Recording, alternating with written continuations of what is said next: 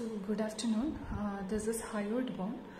Hyoid bone is a U-shaped bone. As you can see, it is a U-shaped bone, and it is located in front of the neck between mandible and the larynx at the level of third cervical vertebrae. So it is a bone located in the front of neck between mandible and larynx at the level of third cervical vertebrae. It is unique in the sense that it is not articulating with any other bone in the body. It is actually suspended from styloid process of temporal bone by stylohyoid ligament. Stylohyoid ligament is a ligament connecting the hyoid bone at styloid process. That is the suspension of hyoid bone. It is not articulating with any other bone in the body. Okay. Now coming to different parts of hyoid bone. Hyoid bone has got 5 parts. It has got a body, a pair of greater cornua and a pair of lesser cornua. So this is the body, these are the greater cornua, and if you can see here, this is the position of lesser cornua. It is broken here.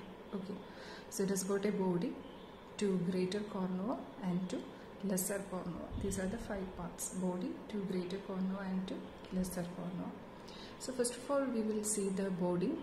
This is the body, and as you can see, it is elongated and quadrilateral in shape, and the body has got 2 surfaces. This is the anterior surface and this is the posterior surface. Anterior surface, as you can see, it is convex, right? Anterior surface is convex. It will face upwards and forwards. Okay, like this. This anterior surface will be facing upwards and forwards, and its upper part is crossed by a transverse line. In the upper part, it is crossed by a transverse line or a ridge, and in many cases you can also see a vertical median ridge that is dividing the body into 2 lateral halves. Okay. Now coming to the posterior surface. Posterior surface, you can see the anterior surface has got of ridges and marks, but the posterior surface is really smooth and it's concave, right? It is concave and it is smooth. Okay, so this is the posterior surface. It is concave and it is very smooth. And posterior surface of hyoid is separated from the epiglottis by the thyrohyoid membrane, and in between the membrane and hyoid you also have got a bursa which is intervening between the hyoid and the membrane. Now coming to the lateral extremities on the body the lateral extremities of the body on either side are continuous with the greater cornua. You can see that the lateral extremities are continuous with the greater cornua on either side. In early life, the lateral extremities are connected with the greater cornua by a cartilage. There is a cartilage here connecting the greater cornua and the lateral part of the body, lateral extremity of the body.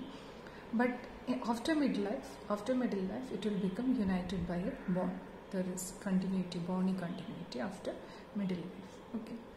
Now coming to greater cornua, as you can see, the greater cornua is projecting backwards and upwards from the side of the body, right? And they are diminishing in size from before backwards, and each cornua is ending posteriorly in a tubercle. There is a tubercle at the end of each cornua. When the neck is relaxed, the 2 greater cornua can be gripped in vivo between the index finger and the thumb. In vivo, in a live patient, when the neck is relaxed, you can grip the 2 greater cornua like this. Between the index finger and the thumb, you can grip the 2 greater cornua. And then the hyoid bone can be moved from side to side like this. You can move it in a live body. Okay. Now coming to lesser cornua is supposed to be present here. It is a small conical projection, small conical bony projection that is attached at the junction of body and the greater horn. So this is the body and this is the greater horn or greater cornua. At the junction there is a small conical projection here, and that is called as lesser cornua or lesser horn. Okay. And the stylohyoid ligament is attached to the tip of lesser cornua, and that stylohyoid ligament can be ossified sometimes. Okay, so stylohyoid ligament, if you recall, the hyoid bone has no bony attachments.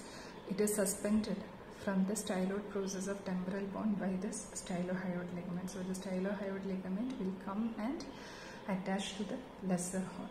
Okay. Then coming to different muscles that are getting attached onto the hyoid bone. Here you have the attachment of geniohyoid. Here you have the attachment, here you have the attachment of genioglossus. Here geniohyoid. Here you will have mylohyoid. Here you will have sternohyoid. Here you have omohyoid. And here you have two slips of stylohyoid. Then here you have the attachment of middle constrictor. Below that you have the attachment of hyoglossus, and below that you have the attachment of thyrohyoid. So these are the muscular attachments of the hyoid bone. You have a figure in your textbook, figure 2.27 in Vishram Singh. You can refer to that picture. That picture will show you the muscular attachments of hyoid bone. Okay. Now coming to the clinical correlation. In suspected cases of death, examination of hyoid bone is of great medico-legal significance, because if the patient is dead due to throttling or strangulation, then there will be fracture of hyoid bone. If the patient is dead due to throttling or strangulation, the hyoid bone will fracture. So that is very much important in cases of suspicious causes of deaths. Okay. Then the tip of greater cornu, it can be palpated in a relaxed neck near the anterior border of sternocleidomastoid muscle, midway between laryngeal prominence and mastoid process.